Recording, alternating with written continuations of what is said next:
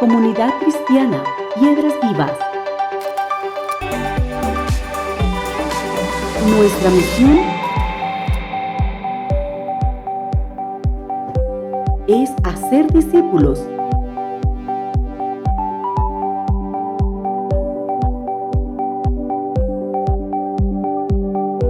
Por medio de la palabra.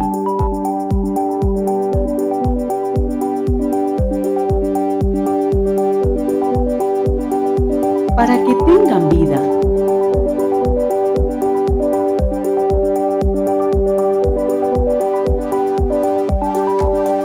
Y den la vida.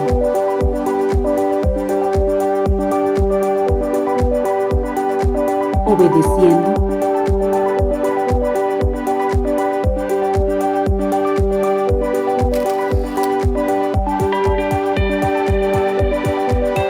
Y enseñando. La voluntad de Dios.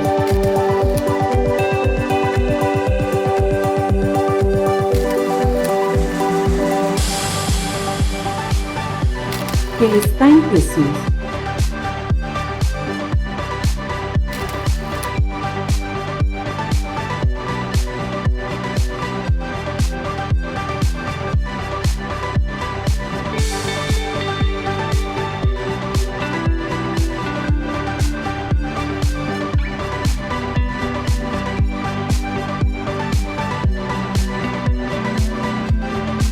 Hacemos su voluntad.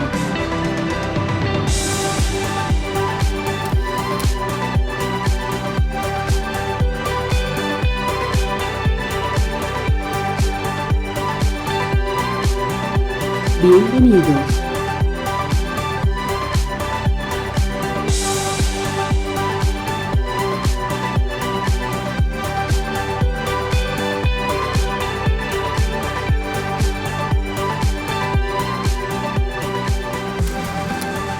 Somos Piedras Vivas, Comunidad Cristiana.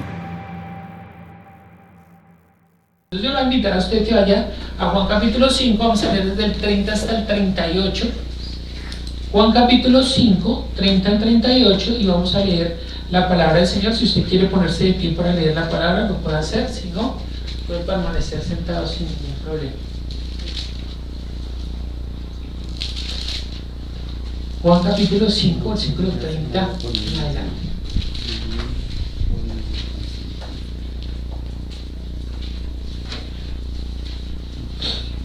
Bien.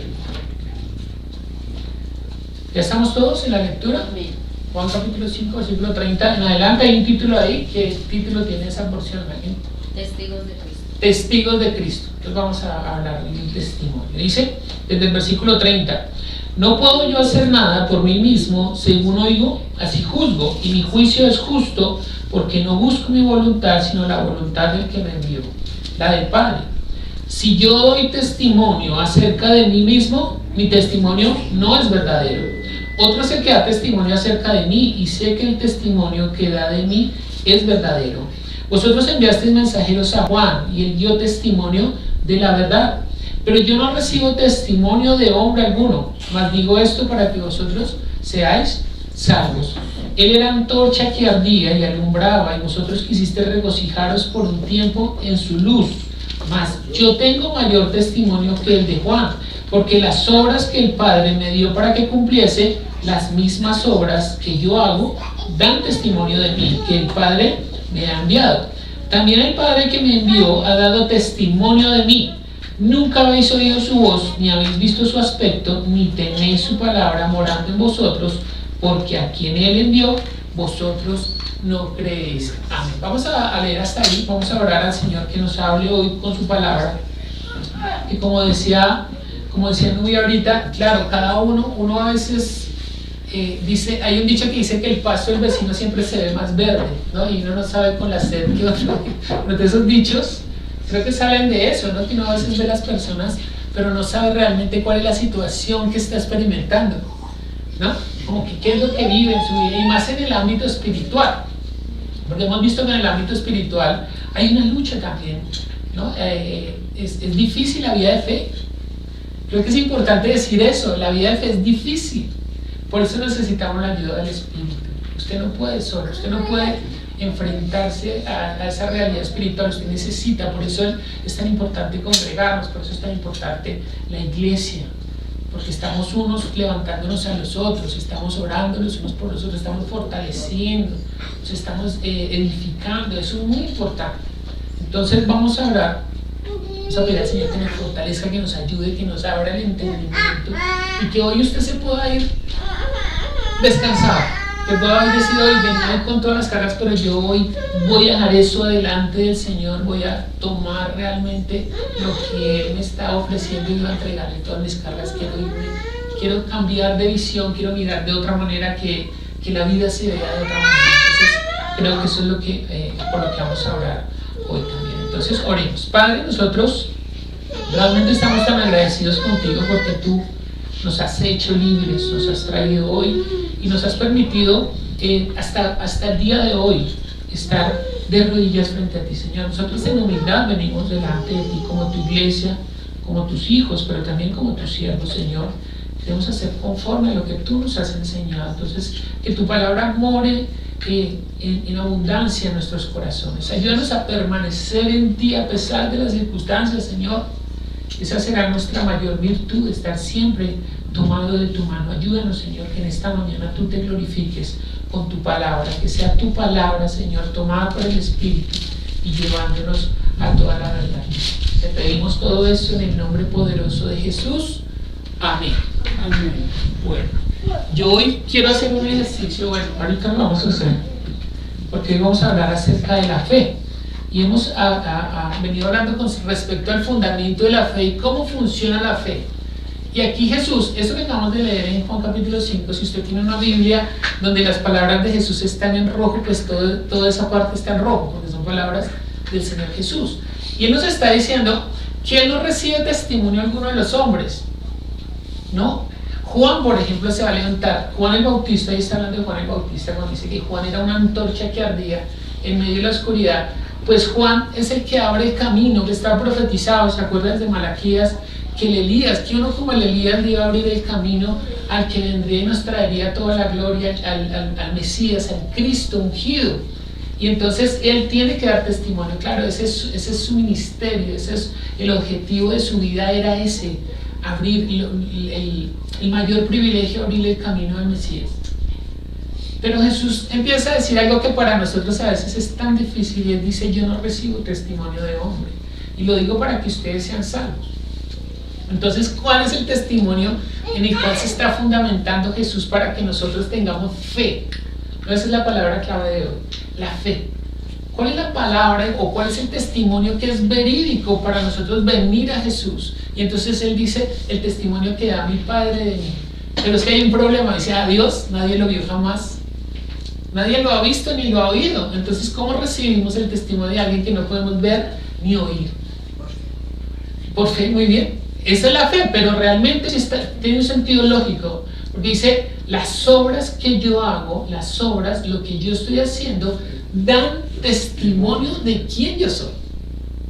Lo que yo estoy haciendo dan testimonio de lo que yo soy. Entonces, cuando Él dice lo que yo hago dan testimonio de lo que yo soy, pues venimos a algo que en lo que yo siempre soy reiterativo. Bueno, yo no, la Escritura siempre es reiterativa, a que lo que está haciendo Jesús es el cumplimiento de todas las Escrituras. No seguimos leyendo por ahí en el versículo 39, les dice: ustedes escudriñan las Escrituras pensando que ahí está la vida eterna. Y creo que nosotros todos hemos hecho eso. ¿Por qué vienen a las Escrituras? Cuando habla de las Escrituras, está hablando del Antiguo Testamento, ¿no? Dice: ustedes escudriñan las Escrituras pensando que ahí está la vida eterna. ¿Cómo así? Pues que a nosotros siempre nos enseñaron: mire, es que Dios dio unas leyes, las leyes que le dio a Moisés, cumplan las leyes. Entonces uno dice: cumple las leyes, entonces tiene vida eterna. Pero fíjense que ese es el pensamiento que nosotros teníamos antes. Si cumplimos la ley, entonces somos dignos de ser tenidos por justos delante de Dios, porque somos buenos. Si alguien cumple la ley, entonces se constituye en una persona buena, ¿cierto? ¿Quién es una persona mala? Quien cumple la ley, ¿sí o no? Pero lo que va a hacer Jesús es que va a transformar todo ese pacto, porque lo que Él nos quiere mostrar a nosotros es que ninguno de nosotros es que es justo, ni bueno. No hay ni uno justo, no hay ninguno bueno, no hay ninguno que quiera hacer la voluntad de Dios. Por eso Él tiene que transformar la forma de acercamiento a Dios. Antes era por la ley, claro, era estricta, y en la ley hay temor de acercarse a Dios, porque uno dice, ay, ¿y si la embarro? ¿No? Cuando se presentaba el sumo sacerdote del tabernáculo, entraba con temor de que todo se hubiera hecho conforme a lo que Dios había indicado, porque estaba en juego su vida. Porque cuando él entraba a la presencia de Dios y descendía a la Shekinah, si él había hecho un procedimiento mal o se había vestido de manera inadecuada, podía haber caído muerto. Y era tan así que cuando él entraba amarrado el tobillo, no sé si usted sabía, ¿no? Estaba amarrado el tobillo, pero imagínese, el sumo sacerdote se supone que es el más bueno del pueblo, y si él se muere, ¿quién va a entrar a sacarlo? ¿Sí o no? Entonces, dos cosas que tenía: unas campanitas para saber si él todavía estaba vivo. Suenan las campanitas, bueno, todavía, entonces todavía está bien, todavía lo está recibiendo el Señor con gusto. Dejan de sonar las campanitas, entonces a sacarlo porque está amarrado del tobillo. Y esa era la forma de acercamiento, o sea, era una forma muy, muy complicada, o sea, realmente yo me imagino que era muy difícil tratar de agradar a Dios. O sea, tanto que algunos dicen, en algunos escritos judíos dicen que algunos sacerdotes no dormían durante 2 días antes de presentar el sacrificio para que ni aún sus sueños fueran a contaminar su santidad. No, para que ni aún un sueño por ahí que viniera perverso le dañara su santidad. Entonces ellos a veces ni dormían por poder presentar. Pero Jesús va a transformar todo eso, y por eso es tan importante la fe. Y vamos a estar hablando de eso. Entonces, cuando Jesús dice, mire, hoy vamos a mirar la importancia de la fe y qué es la fe. A veces uno le pregunta a un creyente qué es la fe, y entonces inmediatamente viene a su mente Hebreos 11, ¿no? Entonces recita Hebreos 11:1 y dice, esa es la fe, ¿no? Como que, ¿cuál, hermano? La certeza de lo que se espera y la convicción de lo que no se ve. Él es un creyente, ¿cierto? Pero no basta solamente saber la definición. No es suficiente que usted sepa que eso es la fe, sino que usted la pueda experimentar. Y vamos a tratar, y yo quiero hacer un ejercicio hoy, espero que me salga bien. Porque la fe, ¿cómo viene la fe? Jesús dice, yo no puedo dar testimonio de mí, porque si yo doy mi testimonio de mí mismo, ¿qué pasa? No es verdadero, es algo que yo puedo hablar lo que yo quiera. De hecho, uno naturalmente nunca habla mal de uno. Si usted habla mal de usted mismo, usted se reúne con sus amigos, no es que le voy a hablar mal de mí. Uno habla bien de uno, habla mal de los demás, pero de uno nunca habla mal, habla bien, porque eso es como un método de defensa de uno, ¿cierto? Hablar mal de uno no es bueno. Entonces Jesús lo que está diciendo, el que da testimonio de mí es el Padre, pero ustedes no lo han visto. Entonces, ¿cómo recibimos el testimonio del Padre? Dice, por las obras que yo he hecho, las obras que yo estoy haciendo dan testimonio de que el Padre habló de parte de mí. ¿Y cómo habló el Padre de parte de él? Pues porque el Padre permitió que se cumpliera todo esto que está escrito en el Antiguo Testamento. Entonces hoy vamos a hacer un paralelo con un personaje del Antiguo Testamento que está en Génesis, del cual habla mucho la Escritura. No es uno de los personajes que más habla el Antiguo Testamento, y es José. José, ¿se acuerdan de José? No el papá putativo de Jesús, sino José, el que es el de Egipto. ¿Se acuerdan que fue cautivo a Egipto? Ustedes lo conocen porque todas las Semanas Santas dan la película de José. O sea que no hay, si usted no lo ha leído, entonces al menos lo ha visto en Semana Santa, porque siempre es José, ¿no? José en el desierto. Entonces usted mira todo el proceso y sabemos más o menos cómo se desarrolla esa historia. Entonces vamos a ver cómo esto que Dios permitió en José es un tipo o una imagen de lo que vendría a cumplir Jesús. Así funciona la Escritura. Lo que pasó históricamente con José representa algo en Jesús. Es decir, cuando usted escucha un teólogo dice, es que José es tipo de Jesús. A eso se refiere. Y así es que Dios está dando testimonio del Hijo. cuando alguien cumple algo en la antigüedad, en el Antiguo Testamento o en las Escrituras, y Jesús lo cumple, entonces está cumpliendo el testimonio del Padre. ¿Sí estoy siendo claro? Entonces vamos a hacer unos paralelos. Para eso yo voy a pedir dos personas que tengan Biblia, pues ahí rápidamente y puedan leerlo. Entonces, como es un paralelo, vamos a utilizar dos micrófonos. Una persona que me ayude a leer lo que dice de José, y otra persona que me ayude a leer lo que dice el cumplimiento de José. ¿Quién quiere leer? Alguien que levante la mano. Entonces tú vas a leer lo que dice de José. Prueba tu micrófono, por favor. ¿Quieres que hablar un poco? ¿Aló? Eso. ¿Y quién quiere leer lo que dice Jesús? Alexander. Entonces yo les voy a estar diciendo cómo funciona. Y entonces a veces me dice, ay, qué casualidad, no, qué casualidad que las dos cosas son iguales. No, no es casualidad, es que así funciona el testimonio. Entonces vamos a leer lo primero. Los dos, estamos hablando de José de Egipto, ¿cierto? Yo aspiro o pienso que usted sabe la historia de José. ¿Sí? Vendido por sus hermanos. Sí. El que fue vendido por los hermanos, ese, el hijo de Jacob. ¿Sí? Si no, pues vamos a ir recreando la historia en las lecturas para que se entienda qué pasó con José. Lo primero es que ambos, José y Jesús, son primogénitos de su mamá. O sea, el primogénito es el primer hijo que nace de una mujer, ¿cierto? Él es el hijo de Raquel, que es la que Jacob amaba, ¿no? Jacob tenía dos esposas. Bueno, él tenía varias concubinas, dos esposas. Pero sí, le metieron, el papá de ellas lo engañó y se tuvo que casar con las dos. Pero él no amaba a una, sino amaba más a la otra. Y Raquel, que era la que él amaba, le va a dar ese primogénito que es José. Y Jesús es el primogénito de María, una mujer amada por Dios. Porque Dios dice que halló gracia en ella y que ella es bienaventurada, porque le va a otorgar un privilegio altísimo, que es que sea la mamá y que su primogénito sea el hijo de Dios. Entonces empezamos haciendo esa alegoría. Los dos son primogénitos. Otro, los dos son amados del Padre. Entonces vamos a leer Génesis capítulo 37, versículo 3. Yo le voy a pedirle al favor a mi hermana. Ahí me recuerda su nombre. Ana Lucía. Ana Lucía. Sí. Ana Lucía. Entonces tú vas a estar por Génesis desde 37 como hasta el 50 vamos a estar navegando, entonces tú estás ahí. Y Alexandra va a estar en el Nuevo Testamento haciendo la comparación. Entonces mientras que ella nos lee, entonces Alexandra buscando en Lucas capítulo 3, versículo 22. Entonces leamos. Génesis 37, 3. Sí. Y amaba a Israel a José más que a todos sus hijos, porque lo había tenido en su vejez, y le hizo una túnica de diversos colores. Muy bien. Entonces dice, bueno, cuando dice Israel es que a Jacob se le cambió el nombre, ¿no? A Jacob en un momento determinado se le va a cambiar el nombre de Jacob a Israel. Entonces cuando ustedes escuchen Israel o Jacob es el mismo personaje. Entonces dice que Jacob o Israel, ¿cómo era su relación con José? Que lo amaba más que sus hermanos, ¿no? Siempre hay un preferido, ¿no? A veces uno dice, no, eso no es así, dos hermanos y uno le dice uno a la mamá, le dice un hermano a la mamá, un muchacho a la mamá, mamita, ¿por qué tú quieres más a mi hermano? Y dice, no, ¿cómo se te ocurre que yo voy a querer más a mi campeón?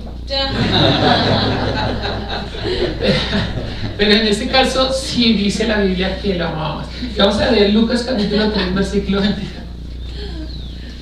Aconteció que cuando todo el pueblo se bautizaba, Más fuerte, Alexandra. Aconteció que cuando todo el pueblo se bautizaba, también Jesús fue bautizado, y orando el cielo se abrió, y descendió el Espíritu Santo sobre él en forma corporal como paloma, y vino una voz del cielo que decía, tú eres mi hijo amado, en ti tengo complacencia. En ti tengo complacencia. Y fíjense que el padre ama a su hijo porque él lo complace. Los padres no aman más a los hijos que le complacen. Entonces fíjense que los dos son amados por su padre. Otra alegoría es que los dos fueron enviados por su padre a sus hermanos. Entonces Génesis capítulo 37 versículo 12 y Juan 1:11. Génesis 37 12 y Juan 1:11. Entonces estamos haciendo la comparación. Los dos van a cumplir esa función. El padre los va a enviar a sus hermanos. Después fueron sus hermanos a apacentar las ovejas de su padre en Sisquén. 37, 12. Sí. Sí. Ahí termina, ¿no? Sí. Sí. Entonces leamos el 12. ¿Ese es el 12? Sí, señor. Génesis 37, 12.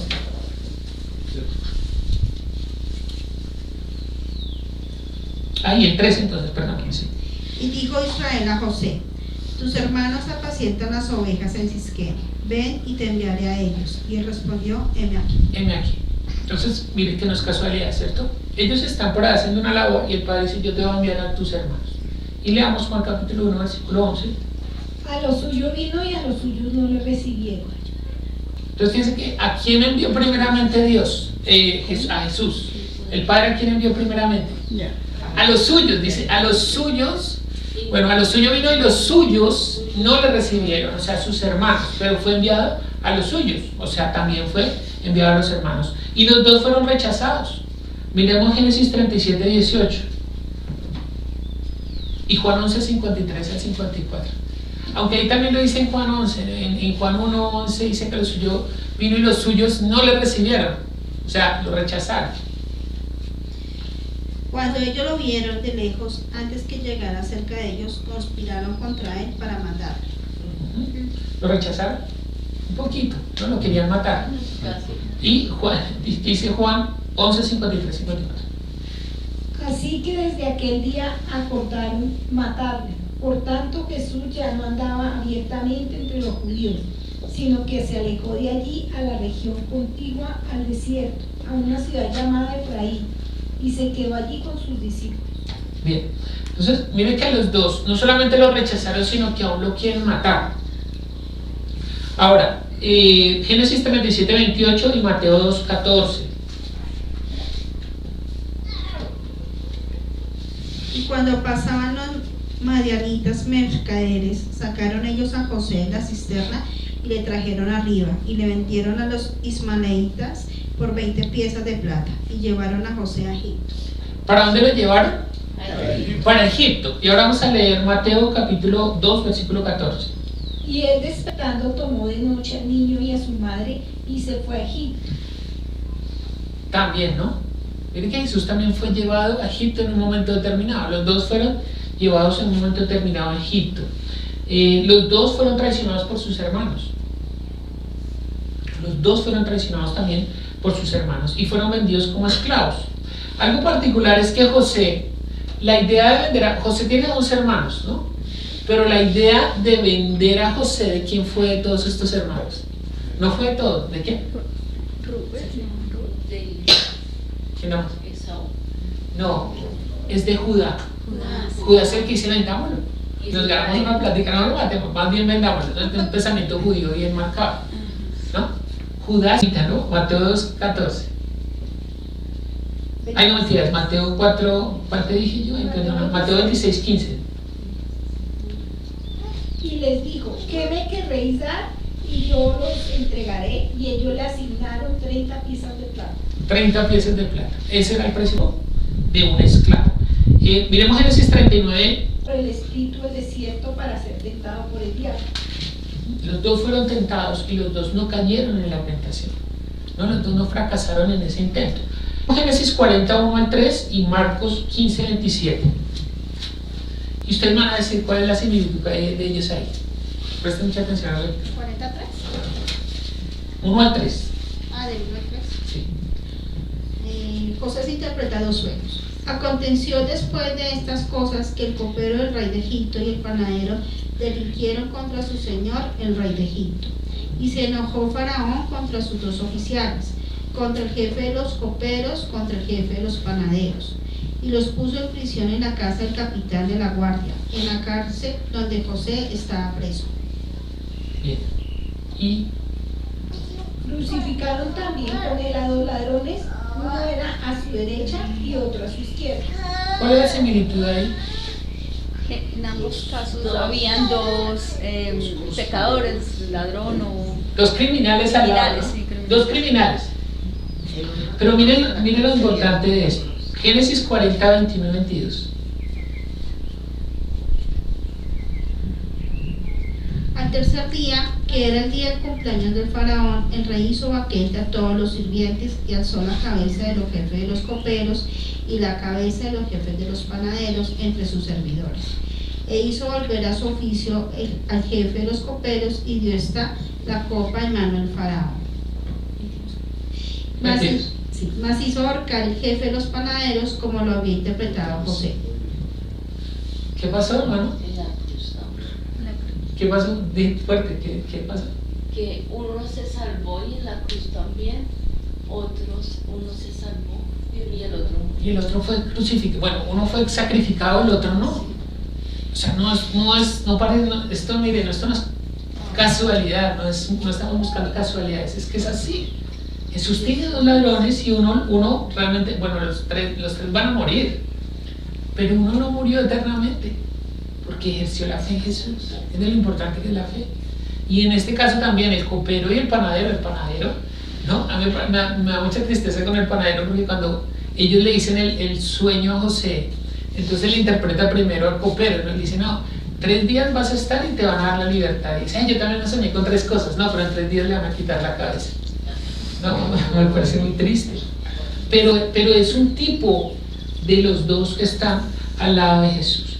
De Génesis 41:14 y Marcos 16:6. Dime. No busqué, no, porque esa historia ya no la conocemos, ¿cierto? Que uno de los dos lo negó. 41, perdón, ¿qué pasó? 14. ¿Solo 14? Sí.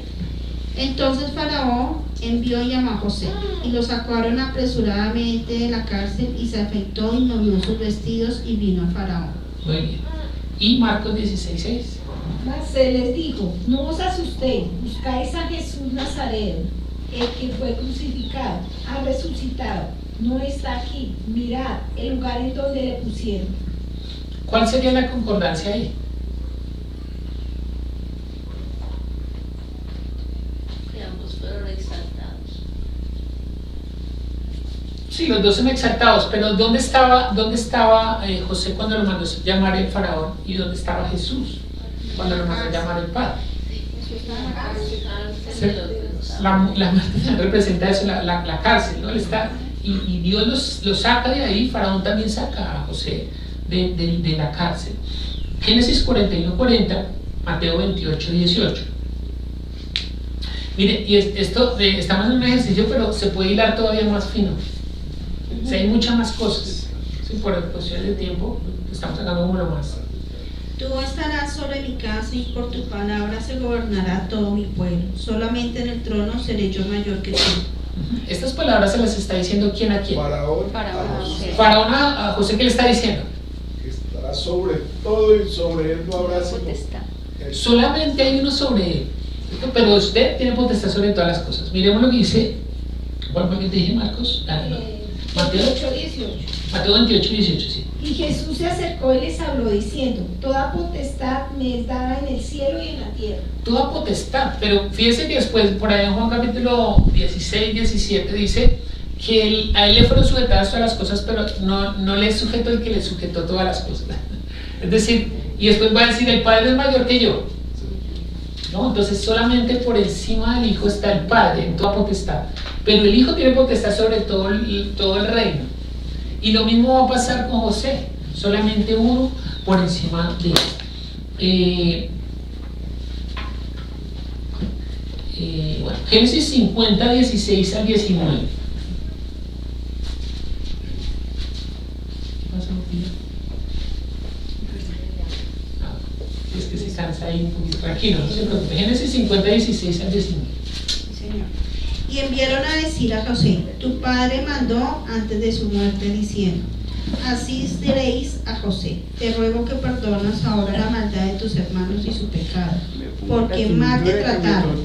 Por tanto, ahora te rogamos que perdones la maldad de los siervos de Dios de tu padre. Y José lloró mientras hablaba. Vinieron también sus hermanos, se postraron delante de él y dijeron, henos aquí por siervos tuyos.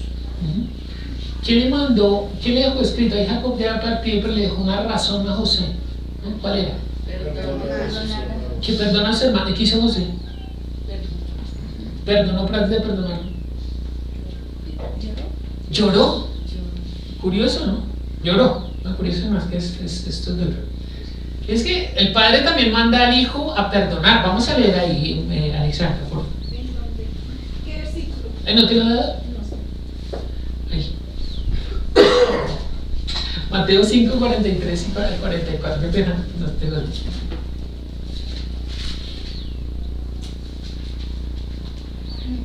Dice: oíste que fue dicho, amarás a tu prójimo y aborrecerás a tu enemigo. Pero yo os digo, amad a vuestros enemigos, bendecid a los que os maldicen, haced bien a los que os aborrecen, y orad por los que os ultrajan y os persiguen. Bien. ¿Por qué Jesús está diciendo eso? ¿Tiene autoridad Jesús para mandarnos a hacer eso? ¿Por qué? Porque Él lo hizo. No, fíjense que el Padre manda al Hijo para que nos perdone a nosotros. ¿Sí? De tal manera amó Dios al mundo que envió a su Hijo unigénito. Y cuando Él va bajando para Jerusalén a cumplir esa función de perdonarlos, dice que Jesús lloró. Es el versículo más corto que hay en el Nuevo Testamento. Creo que está escrito. Jesús lloró, igual lloró. ¿Por qué? Por la incredulidad de sus hermanos. Y él también dice, va a perdonar a sus hermanos y dice llora, pero va a cumplir lo que el Padre le comenta. Yo no sé si esto le parece, a mí me conmueve mucho esto que está haciendo el Hijo, que nos está mostrando realmente el deseo del Hijo de cumplir la voluntad del Padre y lo que ha sucedido en nosotros. Génesis 50, 20 y Lucas 24, 46 al 41. Vosotros pensasteis mal contra mí, mas Dios lo encaminó a bien, por hacer lo que vemos hoy, para mantener en vida a mucho pueblo. Esto le está diciendo José a sus hermanos. ¿Qué querían hacer sus hermanos con él? Hacerle mal. Ustedes me querían hacer mal, pero ese mal se convirtió en ¿qué? En bien. Porque aún ellos disfrutaron de esto que Dios hizo en José, porque los hizo venir de esa tierra donde había hambre y los vino y los puso donde había pan. Eso tiene un sentido también espiritual. Los trajo a la casa del pan, donde se pueden alimentar, donde no iban a morir. Y ellos entran como esclavos, ¿no? Porque eran esclavos literalmente de Faraón, porque tenían que vender todo y entregar todo para que les dieran alimento. Hay un momento en el que, ustedes saben el sueño que tiene Faraón y José dice, no, es que van a venir 7 años de abundancia, 7 años de... Entonces Faraón dice, ¿a quién ponemos a administrar esto? Si este hombre es de Dios, pues pongámoslo a él. Y entonces como ellos sí se aprovisionaron, toda la tierra venía a Egipto porque empezó a haber un hambre en toda la tierra. Y cuando ellos venían, decían, bueno, véndanos el alimento. Claro, ellos pagaban por el alimento y se iban. Eran 7 años. Y les duraba 1 año y volvían, ¿no? Y ahora que les damos, ya no tenemos plata. No, pues denme sus propiedades. Entonces, bueno, tomen las propiedades, se van a alimentar. Y ahora que le damos, no, pues entréguense ustedes como esclavos, con tal de no morir. Entonces, cuando ellos vienen buscando, que vienen los hermanos de José a buscar alimento, ellos también van a quedar como esclavos delante de Faraón. Y hay un momento en el que José se va a sentar con ellos en la mesa. Entonces, se lo ha visto, esa escena es conmovedora cuando él se sienta y él siente que no puede manifestarle a sus hermanos. Ellos no saben quién es José, claro, ellos creen que él está muerto. Cuando él se manifiesta delante de él, quién es él, ellos cambiaron su condición.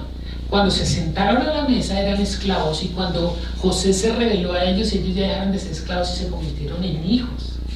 ¿Entiende? Con los privilegios que tenía José. Y Jesús hace lo mismo con nosotros. Nosotros venimos como esclavos, lo hemos visto en estas últimas prédicas, éramos esclavos del pecado, estábamos muertos en nuestros delitos y pecados. ¿Y qué hicimos nosotros? Vinimos y nos sentamos con Él, y cuando Él se revela a mi vida, cuando se revela, ¿entiende? Cuando se revela quién es Él a mi vida, yo dejo de ser un esclavo y me constituyo en un hermano de Él, con los mismos privilegios. ¿No es hermoso que usted pueda venir? Por eso, mire, cuando nosotros presentamos, dentro de 15 días vamos a tener la Santa Cena. No rechace eso. Entienda que eso, porque hay una doctrina que dice, no, ¿quiénes toman la Santa Cena? Los dignos. No hay ninguno digno. Realmente la sangre es la que lo hace digno, no la rechace. Venga, tómela, bébala. No la rechace porque ese es el acto en el que Él se sienta y se revela a nosotros. Lo único que sí le voy a pedir, bueno, a las profesoras es algo que sí el Señor me ha inquietado, es que no es por dignidad, sino por conocimiento.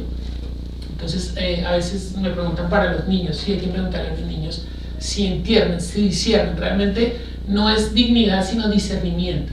Si entienden lo que están haciendo. Si no lo entienden, entonces mejor no. Así que es lo que le voy a recomendar, también se me olvidó decirle a Luis para que le pregunte a las profesoras. Preguntarle a los niños eso. Porque no se trata de dignidad, sino de discernimiento. Que usted entienda qué es lo que está haciendo, qué representa eso para su vida, qué hizo eso en su vida. Si somos entonces no, aproveche y siéntese más bien. Si usted siente que no es digno, más bien venga con más rapidez. Porque eso es para los indignos, no es que todos somos indignos. Si fuera por dignidad, ni siquiera yo podría estar aquí parado. Es para todos.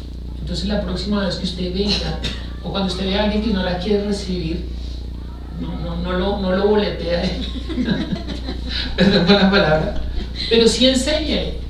¿Por qué no la tomaste? Si ¿qué te impidió tomarla primero? Y casi siempre van a decir, no, yo creo que no soy digno, no, entonces yo tampoco. Pero se trata de precisamente que esa sangre es lo que hizo Jesús para pagar por nuestras vidas. Ese fue el precio que pagó por nuestras vidas, entonces no rechace ese precio. Bien, dice, entonces, perdonar a los que le hicieron mal, y el mal se convirtió en bien. Vamos a leer Lucas 24, 46 al 49. Y les dijo, así está escrito y así fue necesario que el Cristo padeciese y resucitase de los muertos al tercer día, y que se predicase en su nombre el arrepentimiento y el perdón de pecados en todas las naciones, comenzando desde Jerusalén. Y vosotros sois testigos de estas cosas. He aquí, yo enviaré la promesa de mi Padre sobre vosotros, pero quedaos vosotros en la ciudad de Jerusalén hasta que seáis investidos de poder desde lo alto. Impresionante, porque cuando matan a Jesús es porque le están procurando su mal, ¿no? Y uno dice, cuando usted ve la película, dice, qué malos, pero si nosotros hubiéramos estado ahí, quizás también estábamos gritando, Barrabás, Barrabás, crucifíquenlo, crucifíquenlo. Y dice, ay, qué malos. Pero eso que ellos procuraron, que era malo en apariencia, ¿cierto? Que era matar al Cristo, lo que en esencia era malo, Dios lo constituyó en algo bueno, porque esa muerte, ese derramamiento de sangre hizo que se pagara por el pecado, y ahora Él resucitara, y no solamente resucitara, sino que nos entregara la promesa del Padre, la cual ya habían escuchado de Jesús, que es la promesa del Espíritu Santo. Entonces fíjense que, como dice Romanos 8:28, todas las cosas que ayudan a bien, pero ¿a quiénes? A los que aman su nombre, a los que lo aman, todas las cosas. Por eso me pareció muy impresionante lo que hizo hoy, que es tan concorde con lo que a veces nosotros decimos, ay, pero es que estoy pasando. Sí, aproveche, porque ese es un buen momento para validar su fe. Lo que yo le estoy diciendo parece muy fácil, es fácil decirlo, pero ¿qué hará que yo me manifieste de manera diferente frente a una circunstancia? Realmente la capacidad de la fe. Eso es lo que vamos a ver ahorita, ¿no? A veces lo que es en apariencia es tan feo, tan duro, después cuando pasamos al otro lado, entonces, eso me fortaleció más, ahora puedo mirar de otra manera, ahora puedo ayudar a los otros, ¿no? Lo que dice Jesús a Pedro cuando dice, Satanás ha pedido para zarandearlos, pero yo he pedido que tu fe no falte, y cuando tú regreses de esa zarandeada, entonces confirma a tus hermanos. Si es que la fe no solamente sirve para uno, sino que sirve para los otros, entonces uno ya puede ver desde otra óptica. Cuando una persona está pasando, sí, yo te entiendo, yo pasé por lo mismo. ¿Cierto? Es distinto dar un consejo cuando uno ha experimentado una situación. Bien. Ya vamos terminando. Génesis 41:46 y Lucas 3:23.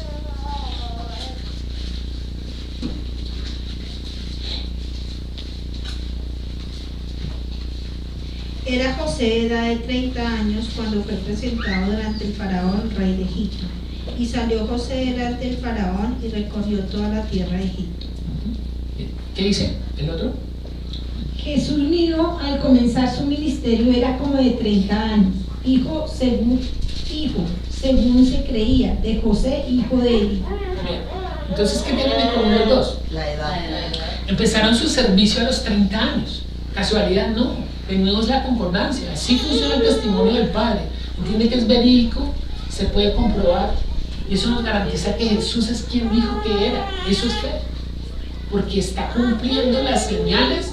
Él está haciendo todo lo que el Padre ya había testificado. El Padre permitió que se cumpliera esta historia en José para que cuando viniera Jesús, entonces nosotros pudiéramos ver, está cumpliendo las mismas señales. Hay unas que son un poquito más difíciles de entender. Por ejemplo, en el Antiguo Testamento levantan una serpiente en un madero. Eso es algo que es maldición. ¿No? Yo no sé ahorita con qué se podría comparar eso. No, como para dar una escopeta, ¿no?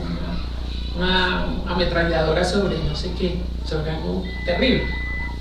Eso era la maldición representada en el Antiguo Testamento. Pero Jesús va a decir, así como la serpiente es levantada en el desierto, es necesario que yo sea levantado también. Y entonces, si Él no lo dice, uno no haría esa asociación. Hacer una asociación de Jesús con la serpiente. ¿No? ¿Usted la haría? No. ¿A quién asocia usted a una serpiente? Con Satanás, ¿cierto? Porque Génesis dice que Él se presentó en una forma de serpiente, pero nunca con Jesús. Pero fíjese que Jesús dice así, ¿por qué? Porque una serpiente, que es un animal maldito, hecho en bronce, que es un elemento maldito, sobre un madero, que es un elemento maldito, representaba a Jesús. Y cuando usted lee Gálatas dice, es que se hizo maldición, Él, Jesús, todo Jesús, se hizo maldición para que la bendición que se le había prometido a Abraham alcanzase no solamente a sus hermanos, sino también a los gentiles. Y gloria a Dios, porque nosotros somos esos gentiles. Nosotros no somos parte de ese pueblo, pero aún así entramos en la misma promesa, porque Él se hizo maldición. ¿Ven cómo está funcionando? Eso fortalece nuestra fe. Génesis 41-45, Apocalipsis 19, 7 al 9, y le voy a pedir a alguno de ustedes que me ayuden con Isaías 54:5.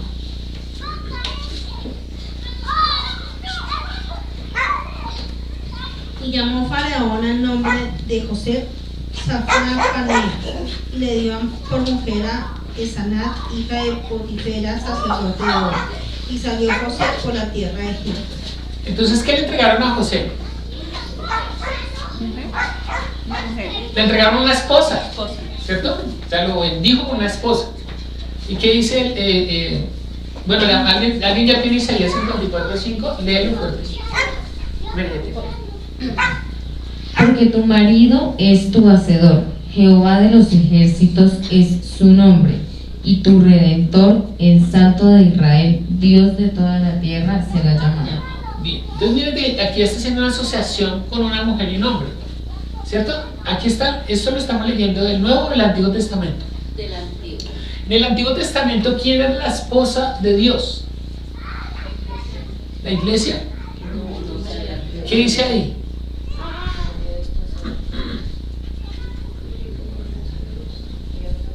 Israel, o sea, este pueblo, era la esposa. Era la esposa, ¿no? Hicimos un estudio acerca de que él se divorció para poder casarse realmente legítimamente con la iglesia. Todavía no es la iglesia, pero es una figura de un varón, que en este caso no estamos hablando de Jesús porque todavía no se ha manifestado, sino de Dios mismo, que es marido de Israel. ¿Por qué es marido de Israel? Porque tiene cuidado de él, como Mario tiene cuidado de su esposa. Y ahora sí leamos Apocalipsis, ya lo traemos al presente. Apocalipsis capítulo 19:3, ¿qué? 19:7 al 9. Gocémonos y alegremos, y démosle gloria porque han llegado las bodas del Cordero, y su esposa se ha preparado, y ella le ha concedido que se vista de lino fino, limpio y resplandeciente, porque el lino fino es las acciones justas de los santos. Y el ángel me dijo, escribe, bienaventurados los que son llamados a la cena de las bodas del Cordero. Y me dijo, estas son las palabras verdaderas de Dios. Entonces, ahora ¿quién es la esposa de Jesús? La iglesia. La iglesia, ¿no? Entonces, bienaventurados los que son invitados a esas. ¿Ustedes son invitados? Amén. Son invitados. Amén. Si usted pertenece, no es que usted es la novia, ¿cómo no va a ser invitado? Si usted es la novia, imagínese que le pregunten a una novia al matrimonio, ¿usted está invitada al matrimonio? ¿No es que usted es la novia? Nosotros somos la novia. Entonces hay una exhortación. ¿Qué es eso blanco que se ve de la novia? Las acciones. Las acciones. ¿Pero qué acciones? Justas. ¿Justas de quiénes? De los santos. Entonces, ¿cómo ve la gente a la novia de Jesús? Por sus obras. Por lo que usted hace, la gente juzga o no a la iglesia. ¿Por qué vituperan tanto a la iglesia cristiana? Pues por las obras de los santos. ¿Entienden? Pero indefectiblemente también se le entregó una esposa por su obediencia. Esa es la esposa, la iglesia. Y entonces dice, mire, gócese porque ustedes van a venir a ese banquete. Es decir, que esto que hacemos nosotros acá, en la Santa Cena, también es tipo de algo. Esta cena que celebramos acá también es un tipo de una cena que nosotros celebraremos cuando Él venga por su iglesia. Cuando Jesús venga por su iglesia y se la presente a sí mismo, se formalizará eso y seremos ahora su esposa y nosotros estaremos en esa cena. ¿Usted se imagina a Jesús sirviéndole la mesa a usted? ¿No? ¿No es impresionante que Jesús, el Señor de señores, el Rey de reyes, el que lo describe Apocalipsis como que cuando Él habla es como la fuerza de muchas aguas y que sus ojos brillan como dos soles, le sirva a usted? Impresionante. Y leamos ahora Génesis 30, ya este es el último, Génesis 37, 31 y Apocalipsis 19, 13.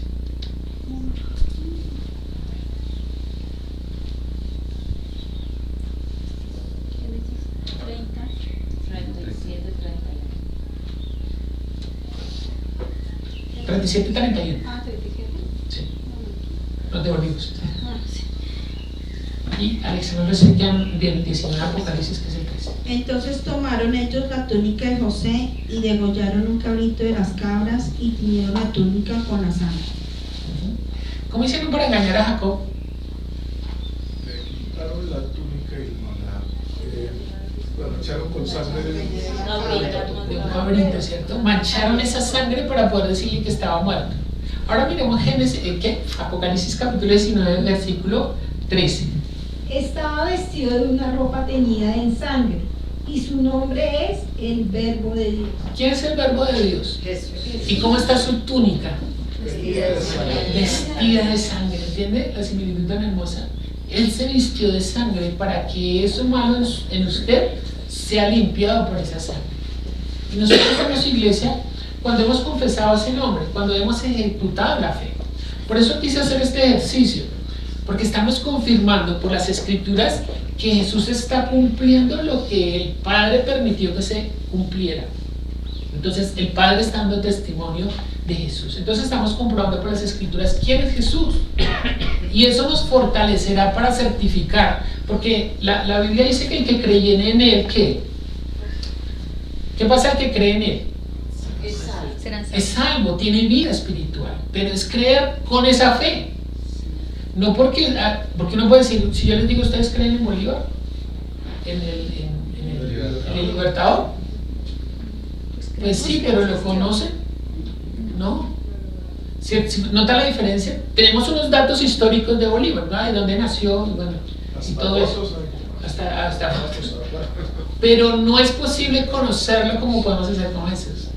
Porque nosotros en la medida que vamos certificando y cuando creemos en Él, algo sucede en nuestro interior que es tener vida espiritual. Y eso nos transforma, nos permite empezar a conocerlo, empezar a transformarlo. Y ese es el primer paso de la fe. Pero la fe no solamente nos sirve para esa justicia, que es justificarnos delante de Dios. Por la fe somos salvos, ¿sí o no? Eso es claro. Todos porque hemos ejercido la fe en Jesús, tenemos salvación y vida eterna. Hemos sido justificados delante del Padre. Pero ¿para qué más nos sirve la fe? Leamos 1 Juan 5:4. Vamos a pedir a los que tienen micrófono, si me ayudan con esa lectura. 1 Juan 5:4, alguna de las dos. Bueno, primero el examen. 1 Juan 5:4. Miremos para qué más sirve la fe. Porque todo lo que es nacido de Dios vence al mundo, y esta es la victoria que ha vencido al mundo, nuestra fe. ¿Quién nos da la victoria sobre el mundo? La fe. Fíjense que no sirve solamente para que nosotros seamos salvos, sino que tiene otro objetivo, que es que nosotros podamos vencer al mundo. Cuando habla del mundo está hablando del sistema que es contrario a la fe. ¿Sí? Porque usted, mire, si usted habla con una persona que no tiene fe y verá que usted en 10 minutos ya usted se quiere cortar las venas. porque está hablando todo lo malo. Ay, no, mire, ya va a llover, ay, mire, ya hizo sol, ay, mire ese trancón, ay, mire, no, ay, mire el trabajo. ¿No? Porque esa es la corriente de este mundo, lo quiere meter, pues por eso se llama corriente, ¿no? Porque se lo lleva por delante. Porque si usted pone noticieros y todo, y dice, uy, no, yo el otro día, de verdad eso afecta tanto que yo que fuimos a la capacitación y yo llegué a Bogotá, estaba aterrorizado por el Transmilenio. Y aparte una hermana me dice, no, pero es que eso por la noche ese Transmilenio eso es miedoso. Tenemos que coger un Transmilenio hasta el terminal y en el terminal eso estaba oscuro y bueno. Pero fíjese cómo esa corriente, entonces yo qué tengo que hacer, no, pero si yo voy con el Señor, como decía la lectura con la que empezamos hoy, si Él está peleando con los ejércitos, vean los ejércitos de ángeles que están a su alrededor. ¿Quién se va a traer a enfrentarse a usted? Eso era lo que debía estar en mi mente. Pero eso es lo que nosotros, ¿cómo luchamos contra eso? ¿Cuál es la victoria sobre eso? Pues nuestra fe. Que yo veo cosas, pero Dios me prometió a mí otras. Entonces, ¿cuáles creo? ¿Las que veo o las que me prometió Dios? ¿Entienden? Entonces empiezo a moverme. Esa es nuestra victoria. Efesios capítulo 6, versículo 16, que lo tengo hoy también. ¿Qué dice? La que la encuentro primero. ¿Efesios qué? 6:16. Sobre todo, tomad el escudo de la fe, con que podáis apagar todos los dardos de fuego del maligno. Entonces también, ¿para qué nos sirve la fe? Para apagar todo el enemigo. Es un escudo que nos repele. Entonces, dependiendo su fe, imagínense, su fe es de cartón, ¿no? Pues pasa derecho. Cuando venga la situación va a pasar derecho ese dardo.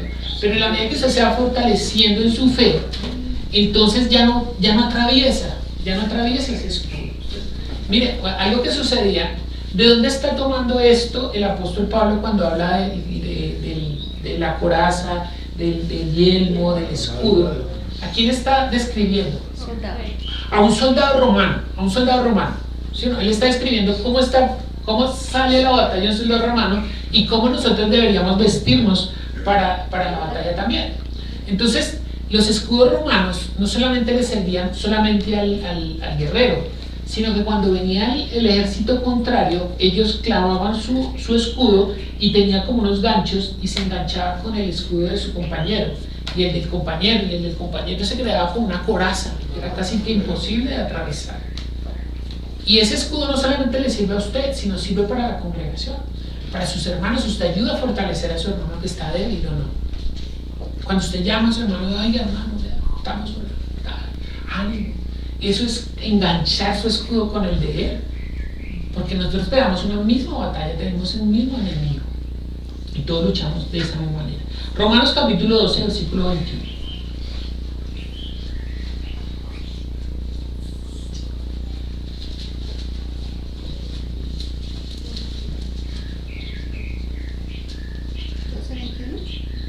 Sí, 12:21.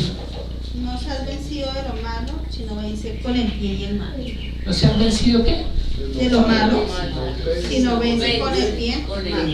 Entonces, ¿para qué nos sirve la fe? Para hacer el mal. Para hacer el bien. Y para hacer el bien. ¿Cierto? Porque con el bien es que entiende lo que Jesús está diciendo, ama a sus enemigos. Y duro, ¿no? Y cuando usted hace el bien, entonces usted vence el mal. ¿Sí? Y vienen cosas malas, yo hago cosas buenas. Y eso lo vence, tarde que temprano lo bueno vencerá lo malo. Entonces la fe nos sirve también para eso. Y terminamos con Nahum 1:7, se lo voy a leer yo. Dice, Jehová es bueno, fortalece en el día de la angustia y conoce a los que en él confían. Conoce a los que en él confían. Nahum 1:7, se lo voy a leer otra vez. Jehová es bueno. ¿Dios es bueno? Es bueno. Fortaleza en el día de la angustia. ¿Para qué sirve la fe? Para que cuando venga la angustia, esa sea mi fortaleza. Mi fortaleza es Dios, lo que Él ha dicho, lo que me ha prometido. Échele mano a las promesas. Confiese eso. Confesar no solamente recitar el versículo, es que usted lo crea. Usted dice, no, el Señor no me prometió esto. Es mío. Y yo lucho por eso. Entonces fíjense la importancia de la fe.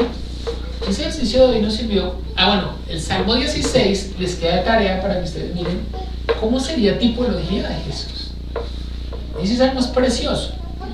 Entonces, mire ese salmo y empieza a mirar en ese sentido. ¿Qué está hablando? Mire, la Biblia habla en dos dimensiones. La primera es para la fe, o sea, está hablando algo de Jesús. Es tipo de algo de Jesús. Pero también en el segundo grado de la segunda dimensión, está hablando con respecto a usted. Está diciendo algo para usted, ¿no? Angelita decía que una hermana de ella, donde ella asistía, le dijo que cuando algo saltaba a la vista de una palabra, que investigaran eso y le pidiera a Dios por qué porque esa palabra la está inquietando. Porque a veces usted está mirando toda la palabra y a veces usted le queda una palabra ahí en su mente, ¿no? Y usted se va, bueno, ¿y esto qué? ¿Y esto qué? Pues pídale al Señor porque eso lo está inquietando, porque eso le servirá para su vida de fe. Entonces, demos gracias al Señor. Bueno, hoy hicimos un ejercicio, yo fui como que cumplí porque me extendí igual de tiempo, pero el ejercicio es tratar de empezar a tiempo, para que podamos aprovechar el tiempo y bueno, pues ser justos con los que a veces nos llaman, nos escriben, si va a haber culto, entonces son las 10 y 20 y no vamos a empezar a transmitir, entonces que podamos como generar esa, ¿cómo se llama eso? Esa costumbre, ese hábito de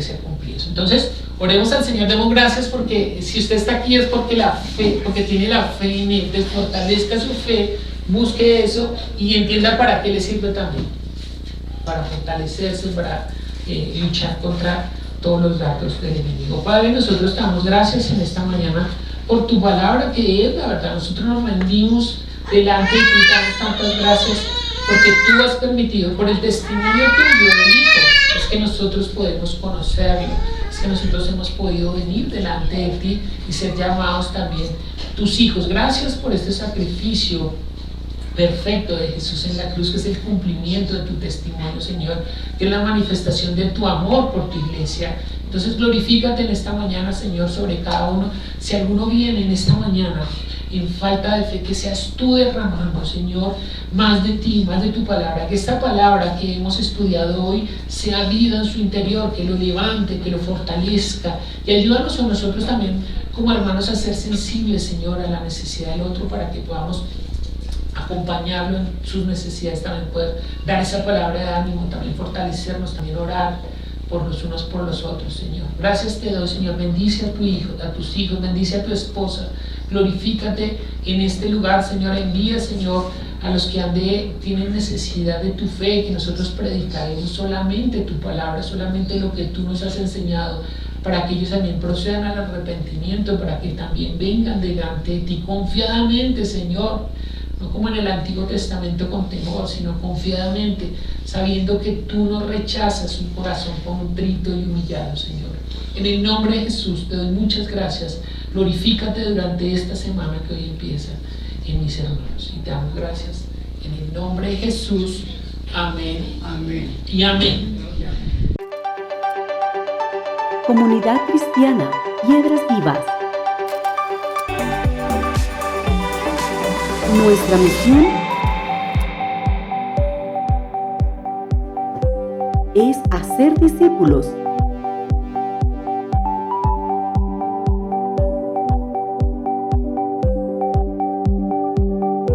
Por medio de la palabra.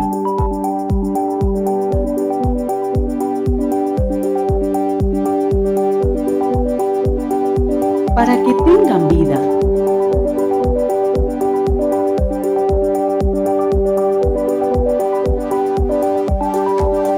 Y den la vida.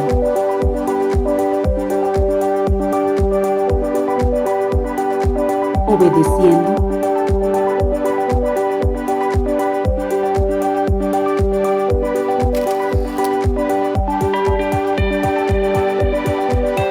Y enseñando la voluntad de Dios.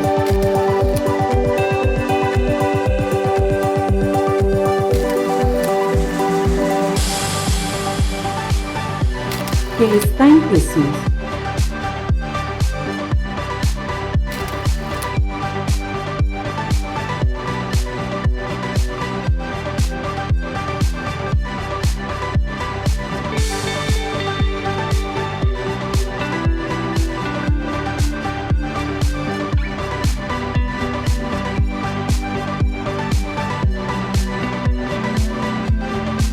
Hacemos su voluntad.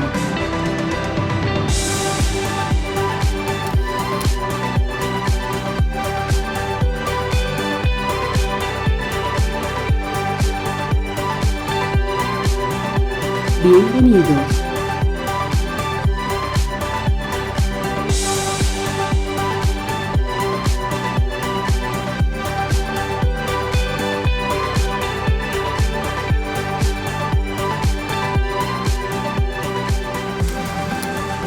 Somos Piedras Vivas, Comunidad Cristiana.